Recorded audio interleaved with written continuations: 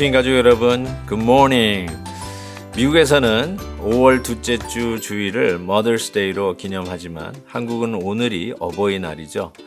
사랑하는 모든 우리의 부모님들을 축복합니다.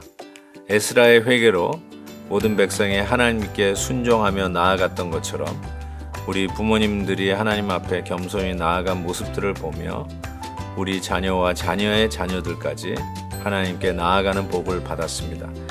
믿음의 유산을 물려주신 우리의 부모님께 감사를 전하는 뜻깊은 어버이날이 되기를 바랍니다. 함께 묵상할 하나님의 말씀은 에스라 10장 9절에서 17절입니다.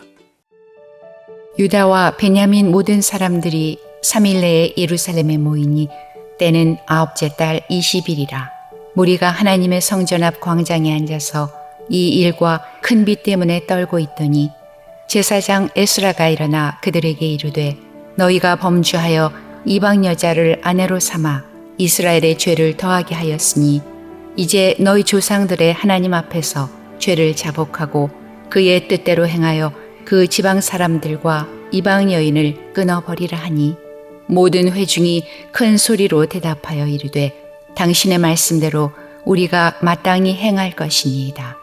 그러나 백성이 많고 또 큰 비가 내리는 때니 능히 밖에 서지 못할 것이요 우리가 이 일로 크게 범죄하였은즉 하루 이틀에 할 일이 아니오니 이제 온 회중을 위하여 우리의 방백들을 세우고 우리 모든 성읍에 이방 여자에게 장가든 자는 다 기한에 각 고을의 장로들과 재판장과 함께 오게 하여 이 일로 인한 우리 하나님의 진노가 우리에게서 떠나게 하소서 하나 오직 아사엘의 아들 요나단과 디과의 아들 야스야가 일어나 그 일을 반대하고 무슬람과 레위 사람 사프대가 그들을 돕더라. 사로잡혔던 자들의 자손이 그대로 한지라. 제사장 에스라가 그 종족을 따라 각각 지명된 족장들 몇 사람을 선임하고 10째 달 초하루에 앉아 그 일을 조사하여 첫째 달 초하루에 이르러 이방 여인을 아내로 맞이한 자의 일 조사하기를 마치니라. 오늘이 어버이날이라고 말씀을 시작했는데 성경에서도 이 날짜를 분명히 할 때는 굉장히 중요한 의미가 있습니다. 오늘 본문도 이렇게 그 날짜를 적고 있습니다. 예루살렘에 모이는 그때를 9째 달 20일이라고 적고 있습니다. 9째 달 20일이면 지금 우기 때를 이야기하고 있습니다. 정말 오싹오싹 이게 추위가 오는데 거기에 이 비까지 오면 얼마나 추웠을까 싶습니다. 자, 그러한 환경적 상황에 이들이 모여서 하나님 앞에 지금 회개하고 있는 것이죠. 하나님의 앞에서 드려지는 회개는 편할 때 드려지는 회개가 아니라 환경이 열악하더라도 그럼에도 불구하고 마땅히 해야 할 것이 회개입니다. 환경이 좋지 아니하니까 나중에 하자. 이렇게 변명이나 또 연기를 할 수가 없습니다. 회개는 어떤 상황 속에서도 불구하고 아니 추위에 벌벌 떨더라도 비가 내리는 그런 악천후 속에서라도 회개는 해야 합니다.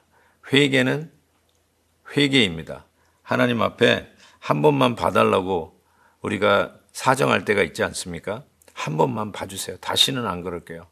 근데 그 한 번 봐주면 우리가 다시 정상으로 돌아갑니까? 잠시 하는 척 했다가 다시 옛 모습으로 돌아가는 경우가 허다합니다. 그래서 환경의 변화에 따라서 회개를 하고 안 하고는 정말로 우리들의 회개의 깊이가 얼마나 얄팍한지를 보여줍니다.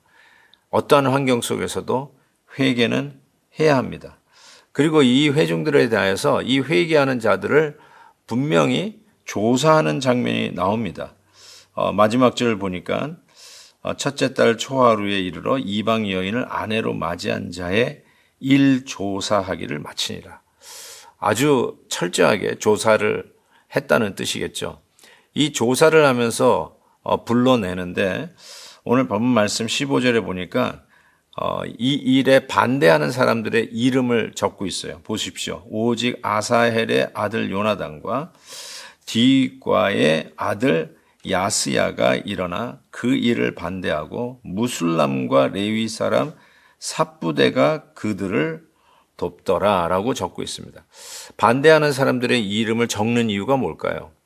성경은 의미 없이 사람의 이름을 적지 않습니다. 어떤 경우에는 중요한 사람인 것 같은데도 이름이 적혀 있지 않고, 어떤 사람은 이거 성경 퀴즈 대회 때 나와도 이름을 기억할 수 없는 사람들의 이름도 적고 있습니다.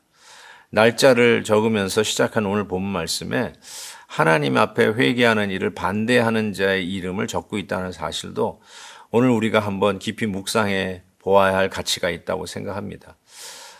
요즘 시대는 교회가 징계, 치리가 사라졌다라고 이야기를 합니다. 그렇지만 종교개혁 때 종교개혁가들이 교회의 교회됨을 세 가지를 정의했습니다. 첫째는 바른 말씀의 선포가 있어야 되고, 두 번째는 바른 성례가 성찬식이 이루어져야 하고, 그리고 세 번째가 교회의 교회됨의 가장 중요한 모습 중에 하나는 교회 안에 징계, 치리가 있어야 된다는 것이죠. 요즘 교회에서 치리하고 징계하는 그런 일들이 있던가요? 아마 그런 일에 소문을 듣는다면 굉장히 의아해하고 이상하게 생각할지 모릅니다. 교회가 사랑의 공동체, 교회가 무슨 치리를 하냐고 아마 반발하는 분도 없지 않아 있을 것입니다. 그렇지만 교회의 교회됨에 종교개혁자들이 중요한 한 모습으로 꼽은 것이 교회 안에는 징계가 있어야 된다는 것이죠. 그래야만 하나님 앞에 회개가 눈 가리고 아웅하는 한 번만 봐주세요 식의 환경적 변화만 추구하는 얄팍한 것으로 끝나지 아니하고 진정한 하나님 앞에서의 회개가 이루어진다는 것이죠. 정말 교회 안에서 이런 징계가 사라진 것을 애통하게 생각하고 아니면 말고 식의 무책임한 그런 일로 공동체의 어떤 분열과 아픔과 쪼개짐과 그거를 어떨 때는 교회 문을 닫는 일까지 이렇게 벌어지는 수많은 일들을 우리의 삶 속에 체험하면서 우리 안에 하나님 앞에 회개할 때 그 일의 경중, 그 죄의 경중을 샅샅이 조사하여서 그 경중에 따라서 하나님 앞에 더욱더 징계를 받고 치리를 받을 각오로 회개하는 모습이 절대적으로 우리에게 필요하구나라는 생각을 해보게 됩니다. 큰 잘못을 해놓고선도 하나님 앞에 그냥 용서를 빌면 아니면 말고 이런 식의 얄팍한 행동과 깊이 없는 모습이 있다면 그것이야말로 우리 하나님의 은혜를 싸구려로 취급하는 모습이 아닐까 싶습니다. 다시 한번 이 에스라 제사장을 통해서 우리에게 다시 한번 가르쳐 주시는 회개의 진정성, 그리고 정말로 어떠한 희생이 있어도 우리는 마땅히 회개해야 되고 돌이켜야 한다는 이 엄연한 사실에 다시 한번 교훈을 얻습니다. 사랑하는 성도 여러분, 이것이 회개입니다. 이것이 엄한 우리 하나님의 경고입니다.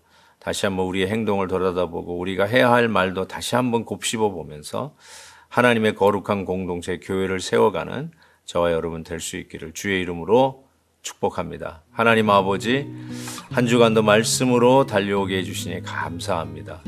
주의 말씀이 승리하고 주의 말씀이 오늘도 우리 길에 등불이 되도록 인도하여 주옵소서. 예수님의 이름으로 기도하옵나이다. 아멘. 내일 heb시바 때 뵙겠습니다. 오늘도 김한유 목사님의 아침 영상 메시지를 시청해 주셔서 감사합니다. 큐티인 교재는 www.qtin.org에서 구매 가능하며 자세한 사항은 큐티인 홈페이지를 참고해 주시기 바랍니다.